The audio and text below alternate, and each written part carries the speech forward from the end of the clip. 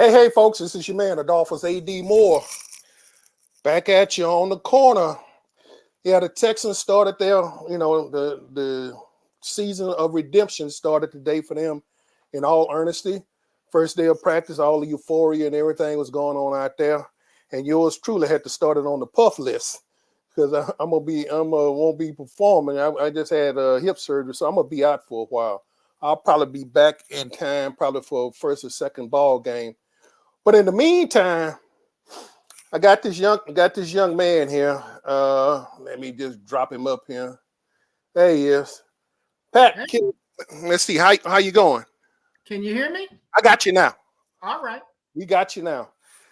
Ladies and gentlemen, let me introduce you to is Dr. Patrick A. Freeman, aka the Mighty Oba. Uh, let me put it like this: I've been knowing him for quite a while, and for truth teller. And don't come to him if you think you're gonna get anything different. That's not the way the Mighty Oba works. So without further ado, we can ready to jump into his book, The Art of the Interview. Now, obviously, you had a whole collection of people that you could have put into this first book. That was a potpourri of who's who. First thing, how did you just weed it down to just get these folks in your first book? And how tough was that, Pat, to get it down to this number?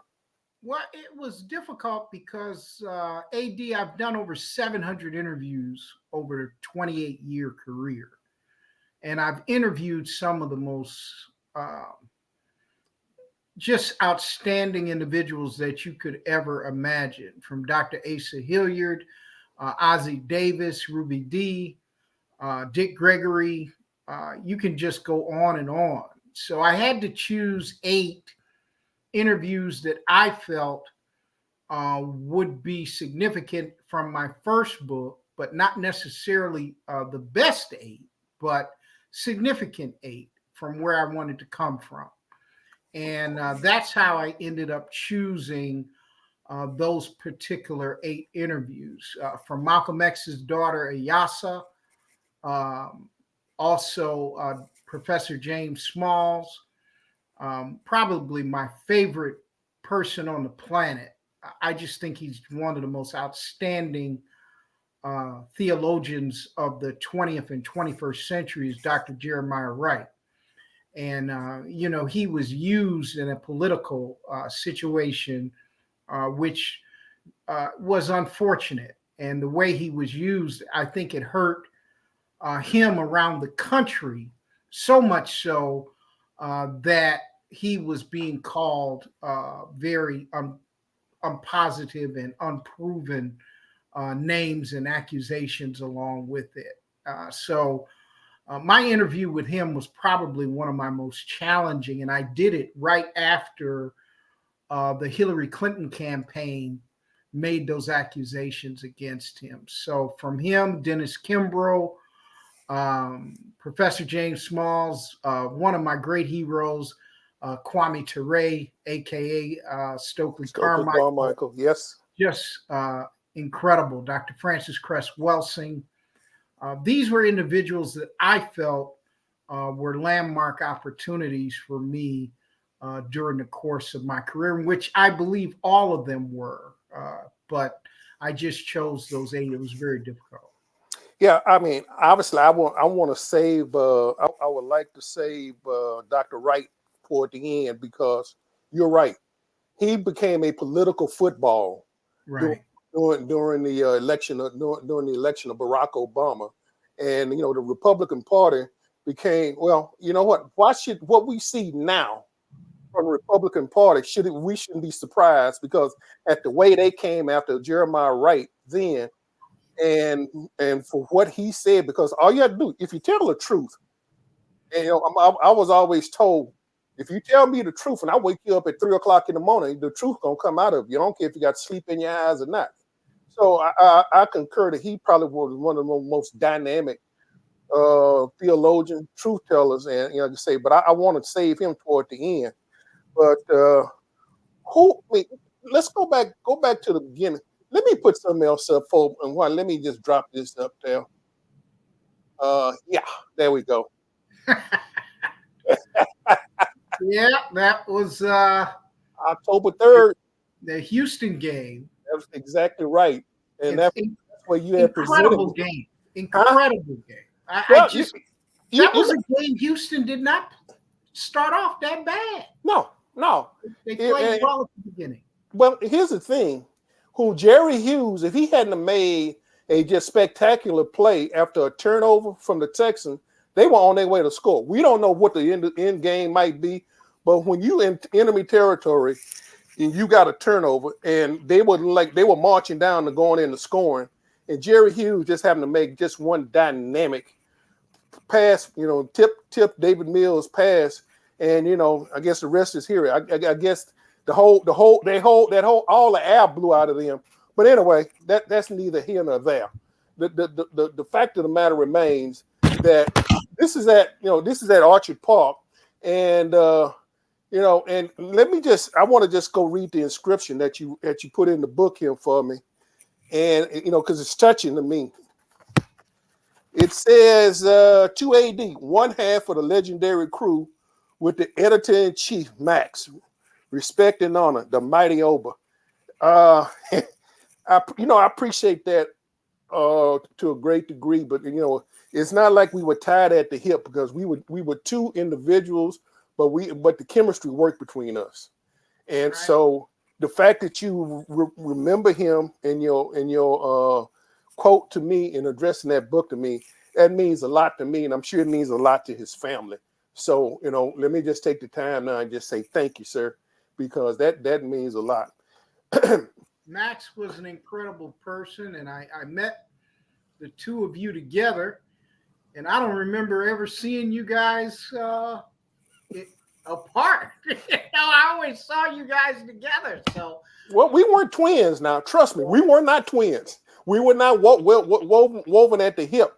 But we sort of reacted toward it. We reacted to each other, and the thing about he would be the yin and I'll be the yang, I'll be the yang and he'll be the yi. So that having when you have a person like that you just sometimes he'll complete what you want to say, and then vice versa. So yeah, it's a loss, but I'm eternally grateful for your comments in the book and everything. And let folks know this was back in October 3rd in Orchard Park. And again, I just wanted to let folks know. Getting back to the book, Kwame Ture, better known as Stokely Carmichael. How did you? I mean, once he had changed his name, and I read where that was part of your Morehouse experience. And if folks don't know, you are a Morehouse man, and so how did that? What kind of impact that have on you coming through Morehouse at that time, and now to come back and interview him later? Well, you could always run across those guys at Morehouse at any moment, and his good friend was there every day, and that was Willie Mukasa. And Willie Mukasa would come into the cafeteria and try to recruit all of us for the movement. And he was still a part of the liberation movement, even in the 80s. And he used to come in and say, Pamperi Nasha Moringa, which means forward to the revolution. Mm-hmm. And him and Stokely Carmichael were the ones at that time that coined the term Black Power. Correct. And just incredible individual. He was very ill when I interviewed him, and he was suffering from prostate cancer, which eventually took his life. And he was very, very positive. Everything was positive. And when I asked him about his illness, he was point blank. He said, the CIA gave me this. And he didn't shirk about that at all. And, I just had a lot of respect for him.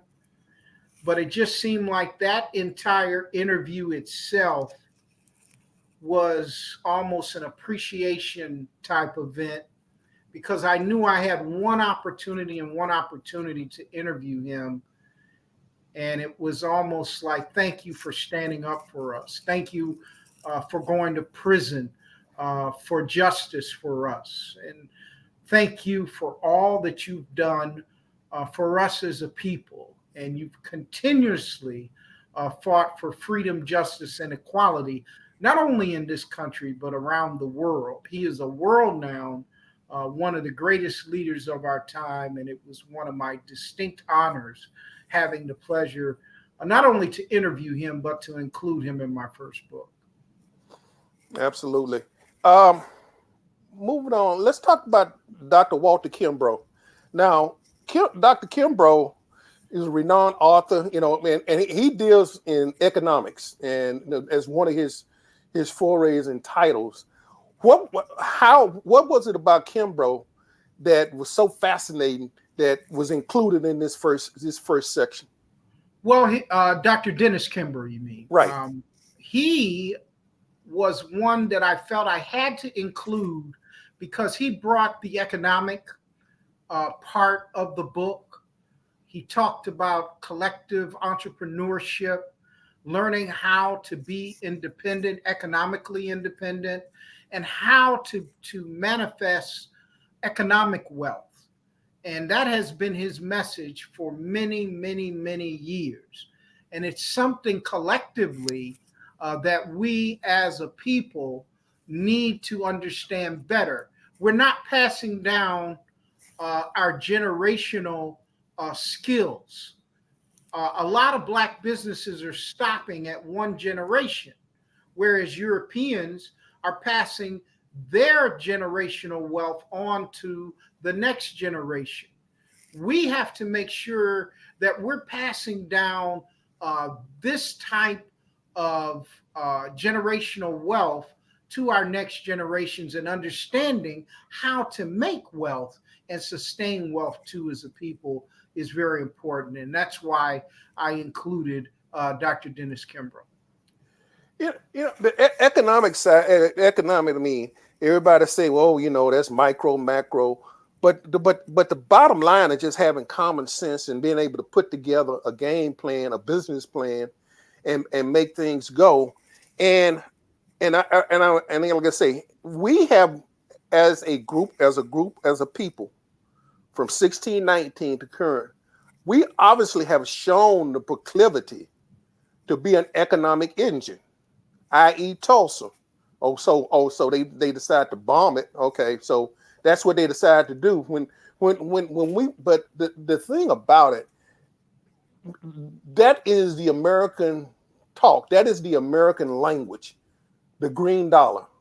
And when you have the green dollar at your disposal, especially when you can take it down the first, second, and third generation, and that's probably what has probably been to our detriment, is the fact that we've done it in some aspects. I'm not going to say we've absolutely failed, but we're nowhere. I don't think we're nowhere where we should be. So, That's agreed. But to me, when we finally make the economic engine our engine, not worry about anybody else.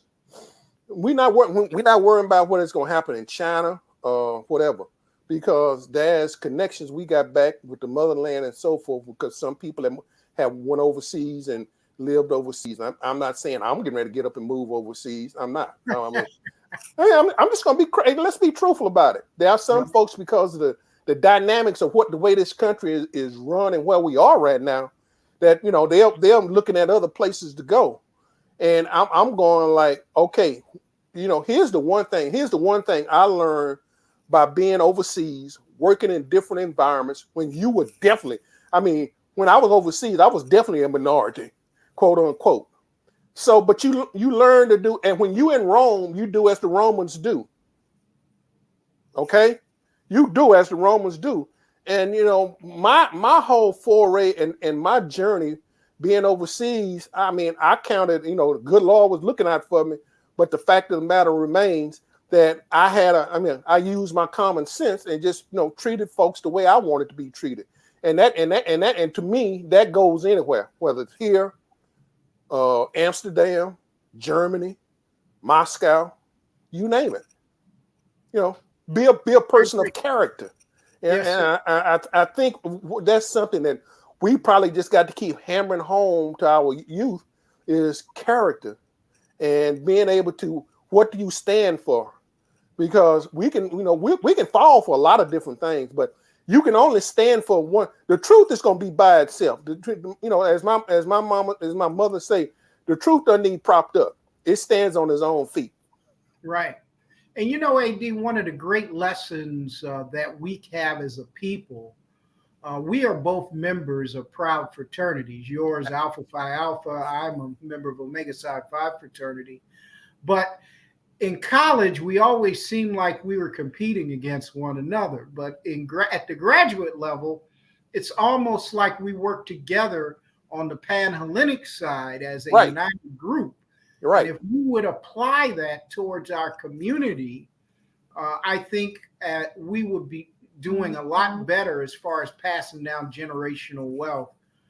Because here in Buffalo, right in the area where the massacre was, that was the strip of Black businesses here in the city of Buffalo.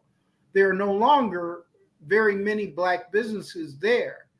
And a lot of the reason behind it, a lot of those Black businessmen did not pass those businesses to the heir apparents of their families or make sure that their families were able to take over those businesses, or there weren't people in position in their families to take over those businesses, and they were forced to either sell those businesses or they went out of business.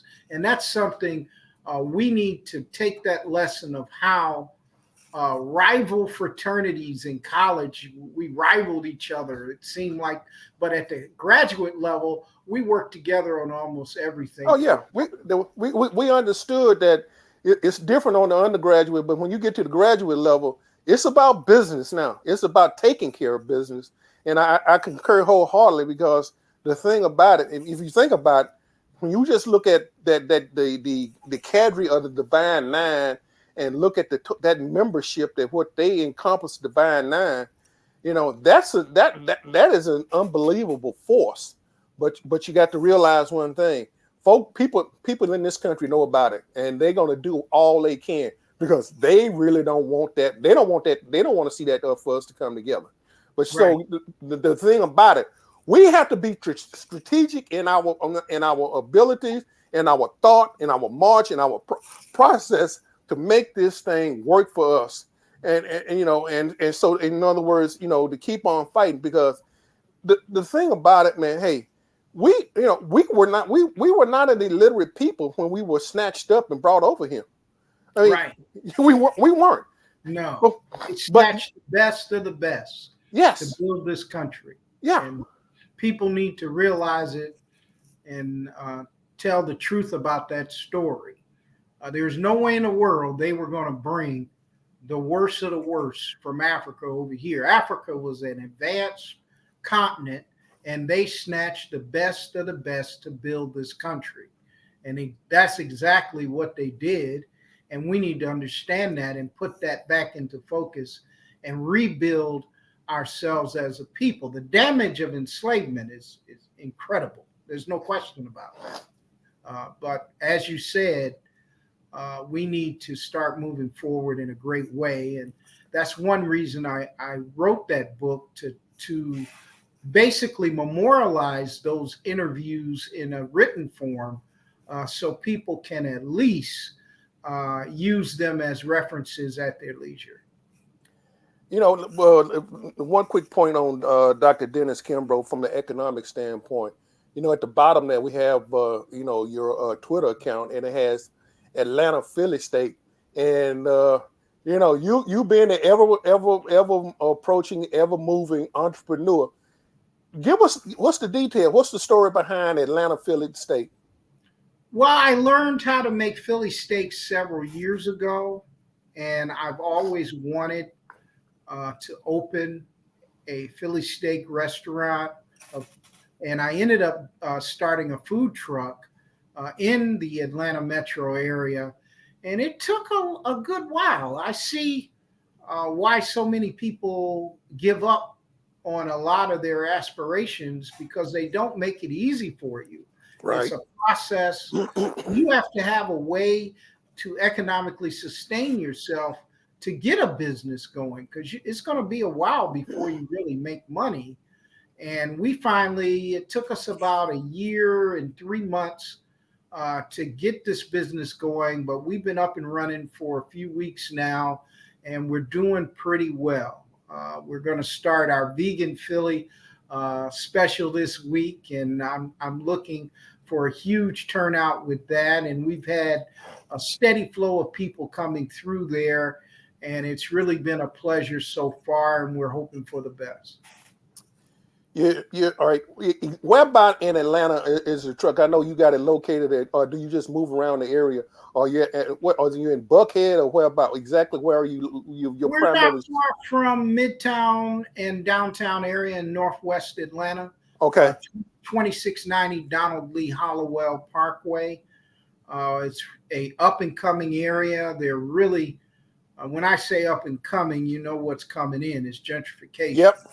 They're trying to move a lot of our older people out of that area and remarket the entire neighborhood. But luckily, we have truly been blessed to have an opportunity to really build up that location at 2690 Donald Lee Hollowell Parkway. And we're not far from a lot of developments. TI and Killer Mike are building a senior citizen plaza right down the street. They're building condominiums right down the street. So hopefully we are part of that area for years to come, and hopefully we're part of the buildup of that community that seems to be trying to build itself up, and hopefully we can keep people of color in that area and the business side too. Could I ask, Pat, why didn't you just take the food truck back to Western New York? What was it so specific about having it in Atlanta that you was bound and determined to make it happen there? Well, I've always been enamored with the Atlanta has a huge marketplace. It also has a huge success rate of people of color. The Western New York is up and coming. It's not in the category of a Houston and Atlanta. These are huge marketplaces where successful people of color have done quite well. And I have two, my fraternity brother, Melvin Ball, who's my business partner. We go back to Morehouse College. We've known each other over 40 years. And then the person that runs the ATL Phillies is Miss Felicia Hines. And I'm here to tell you, brother, sisters are handling their business. I could not be more prouder of this lady. She runs the show. She takes no prisoners. She's strictly business. Our relationship is business. And I'm very proud to have her as one of my partners in ATL Philly. How did you come across her? Where did you find that? Well, I used to cook. I cooked my way through school. Okay. I was a sous chef at the Hotel Tower Place, and I met her in 1984. So I've known her a long time. And my other business partner, Melvin Ball, we met freshman year at Morehouse College. I've known him since 1981. So these are longtime friends, and now we're in business. That part of us, of course, is professional, but these are people that I have a very, very professional relationship and a trusted professional relationship, and I felt that was important. Okay. Hey, as we start getting toward the end, I know. I mean, that we could sit up and talk about this for an hour, but I'm not going to do that. I'm going to try to keep it within a 30-minute frame. And and I'm not gonna. I mean, if there are a couple of other folks that you want to just mention prior to this, but I would like to let's break down Dr. Jeremiah Wright and why was he so significant to you and being part of this book? Well, AD, I reached out to him And we need to clarify something too. Okay. It was not the Republican Party that started the Jeremiah Wright controversy. It was Hillary It's Clinton. very important for people to understand that, and I put that in the book. Okay. It was the Hillary Clinton campaign that started that controversy because they were shocked. They were losing primaries, and she was supposed to be the favorite. She was the anointed one, you know. And all of a sudden, this guy, Barack Obama, comes out of nowhere. Barack Hussein Obama. Yeah. And he was the shining star of the 2004 Democratic Convention. And that's when most people believe he was slated to be the next Democratic nominee above Hillary Clinton. And he started winning these primaries, and she needed something, a chink in his armor. And they found an outspoken pastor by the name of Dr. Jeremiah Wright. And they took a small snippet of his sermon. Absolutely. And used it to attack Barack Obama. And he literally had to denounce his pastor on national television. And it hurt, I think, to the core of Dr. Jeremiah Wright. And I felt at this time that I wanted to hear from him. I wanted my radio audience at the time to hear from him, what he had to say. Because the person I knew was one of the greatest theologians of his time. He was a brilliant man.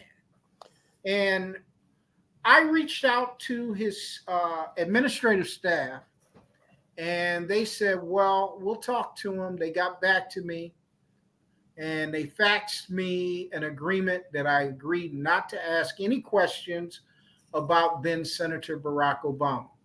I agreed to do that, sent that agreement back, and the interview started. We had scheduled the interview for next week. Mm-hmm.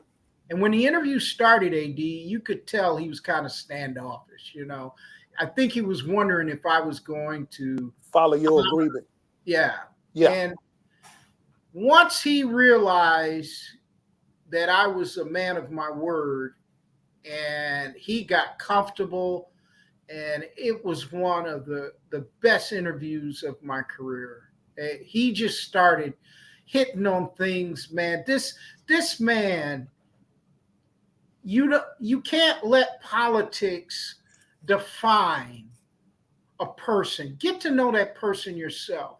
Absolutely. And I'm telling you, if you get to know Dr. Jeremiah Wright, you will be amazed.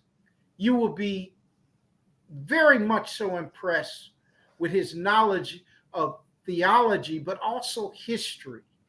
He is a 33rd degree Prince Hall Mason. He's a member of Omega Psi Phi Fraternity Incorporated.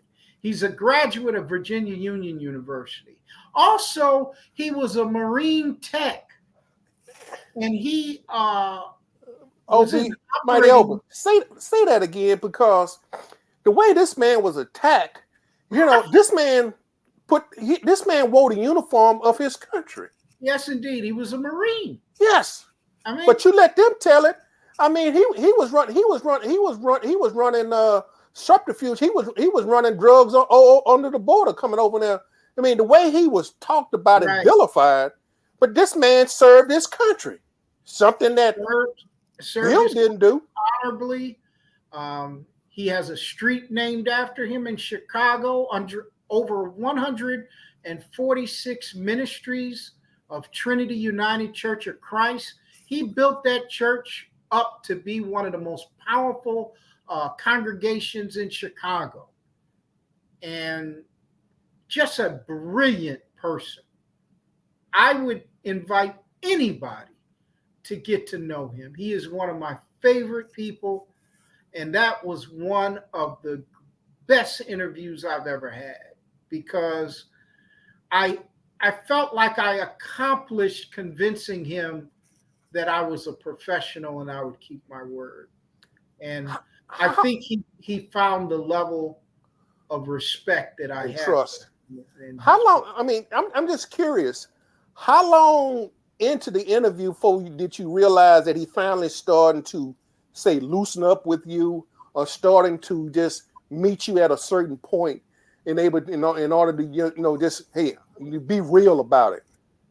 I think it was into the first 5 to 7 minutes. Okay. Because I think he realized that this guy's pretty genuine. And I started asking questions. I've always had the philosophy of Johnny Cochran. That's always been my philosophy for 28 years. I'm never going to ask AD a question that I know AD can't answer. Right. So if I'm going to interview AD, I'm coming from AD's work. I know AD covers the Houston Texans. So I'm coming at him hard from the Houston Texans standpoint. But I also know AD knows a lot about players that are coming up. So I'm going to ask questions that I know AD knows the answer to. But in the back of my mind, I'm trying to bring out more of those questions that I familiarized myself with when I'm coming interviewing AD about his work. So I did the same thing with every interview. And I think because of that, Jeremiah Wright started finding a comfort zone with me, and he saw that I was no way going to diversify from his resume. That's what I was interested in, and I agreed to do that, and I kept my word. As we wrap this up, Mighty Oba, I know we didn't touch on everybody. Let's do a quick thumbnail sketch of some of the other folks that we just didn't talk about. Can you give us just a quick thumbnail sketch on why they were important in being included in the book, please? I think Dr. Frances Cress Welsing, in the volatile environment that we are in since the Trump, well, really it started with the Tea Party era after Barack Obama was elected president, and then to the Trump presidency. I felt that the environment was in need of a cleansing of facts. And Dr. Frances Cress Welsing only dealt with one subject: racism and white supremacy.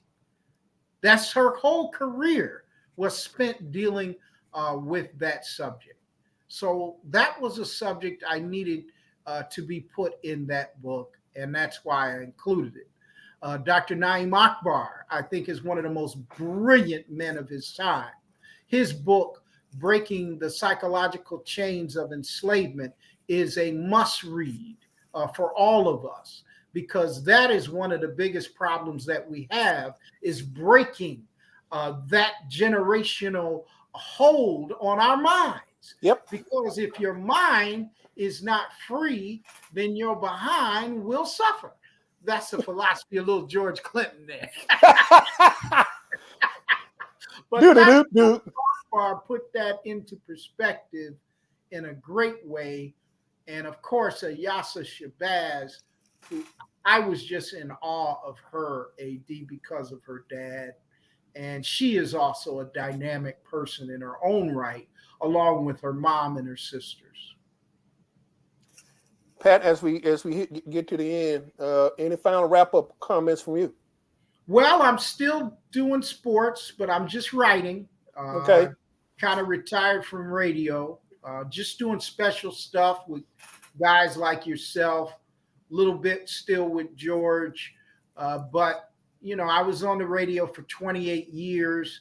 And now I want to cover the Super Bowl like you from the writing end. I want to go out to some of the participants. And, I was on Radio Row like a soldier for years. And, I would get there from sun up to sundown.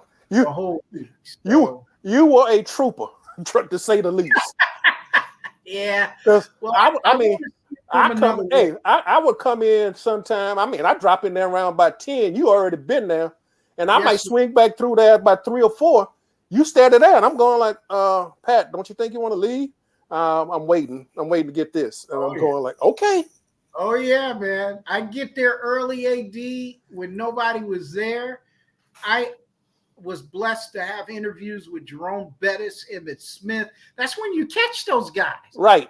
You know, during the busy hour, everybody's pulling at them. Can I get him? Can I get him? Can I get him? But if you get there early when there's just a couple of people there, man, you get some gems, man. So over the years, 22 Super Bowls. This time, I'm going to do it from the writer's side. Dr. Patrick H. Freeman, the mighty Oba, has been our guest today on The Corner. And the book, The Art of the Interview, book 1. And Pat, I appreciate the time. I can't say thank you enough for you to come on and just say, as we say, spill your guts a little bit.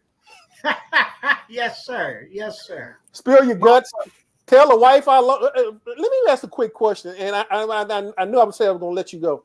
With the store being, I mean, that supermarket over there in that area is back open. Some folks didn't want it open. Why did you come down on that opening of that supermarket back? How did you come down on it? Well, this is only my opinion. I was not for it being open, but I also understood the predicament of those that could not get to another market where it is situated. There's a lot of elderly people that don't have vehicles that had to utilize that market. But I also felt too, that 10 people massacred there. I felt that whole area should be memorialized as sacred ground.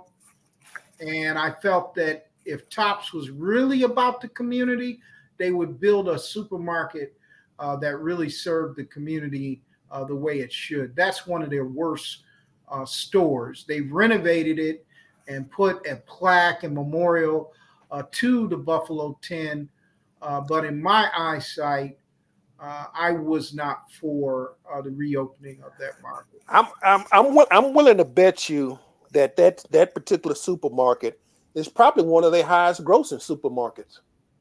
It's one of their smaller ones. It might be their smaller one, but I'm talking about dollar per square foot and everything. I would say so, yes. Trust me. And I like I say, I understand. I've seen the situation like where my mom was, where our house was, because she could roll out, from my house, go up to the store early in the morning. She could drive, and then they decide to move and build a supermarket in a different area. And we all thought, okay, where are the people that have really made this store what it is? Now they got to figure out get a way to go somewhere else. And right. I personally thought that was a slap in the face, but that's just my personal opinion. I didn't run the store. But I know that particular store was one of the highest grossing market in the company's whole company history, and that's because we're an economic engine. And we've already mentioned that we are an economic engine, and we like I said, we got to go buy groceries or fruits and vegetables and things like that. From a health standpoint, it has to get done.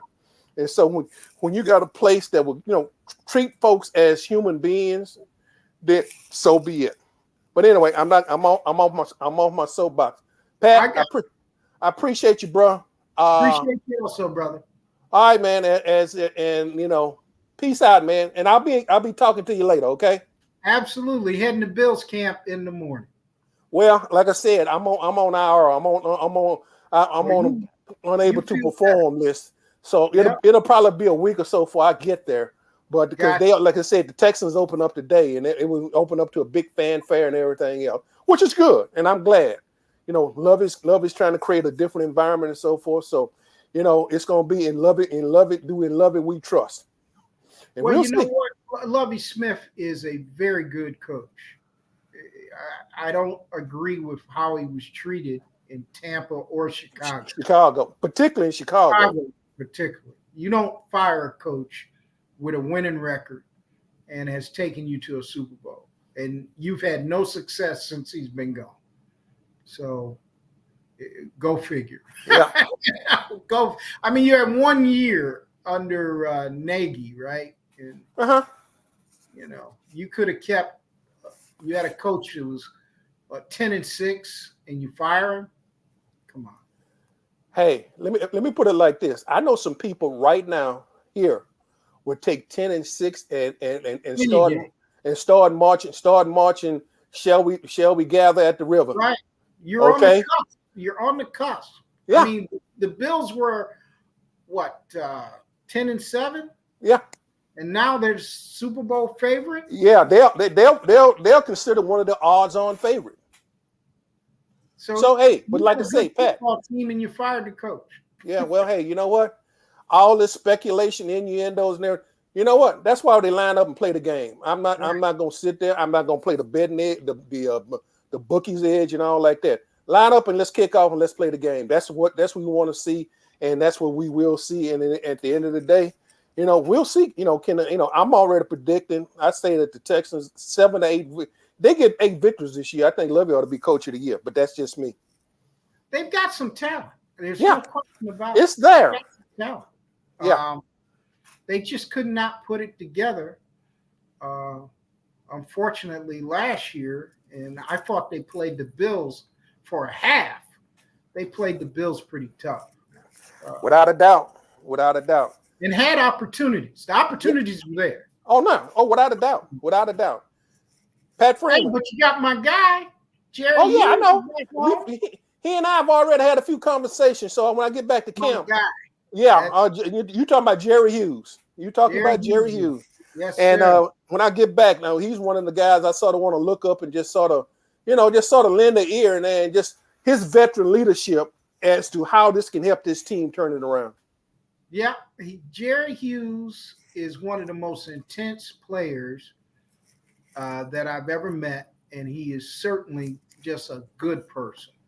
And it was a pleasure to interview that guy for over 9 years.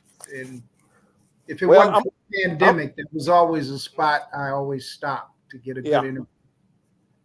Well, I'm hoping that some of that nice fealty will rub off and come my way, that you guys had a chance up there for that 9 years he was in Buffalo. Tell him Pat Freeman said to be nasty Jerry Hughes. Don't be the nice Jerry Hughes. We want the nasty Jerry Hughes. I will make sure I'll bring that up to him. Hey man, he's a beast. All right, buddy. Hey man, take care. Be blessed. Thank you again. Okay. My pleasure, buddy.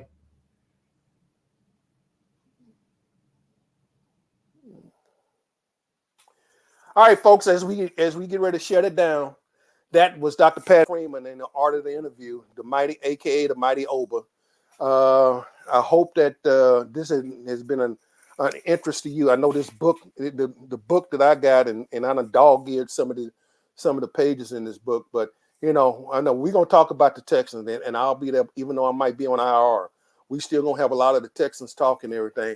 But until the meantime, I tell you what, take care of yourself. If you hadn't gotten your shots, your boosters, go get them. Let's not be stupid. We still got these viruses and these diseases out here. So without further ado, this is Adolphus A.D. Moore coming to you from the Ad Max Corner, and also the Houston Roundball Review YouTube channel and the Facebook channel. I hope you enjoyed, and stay tuned, folks, because we the season's getting ready to get cranked up.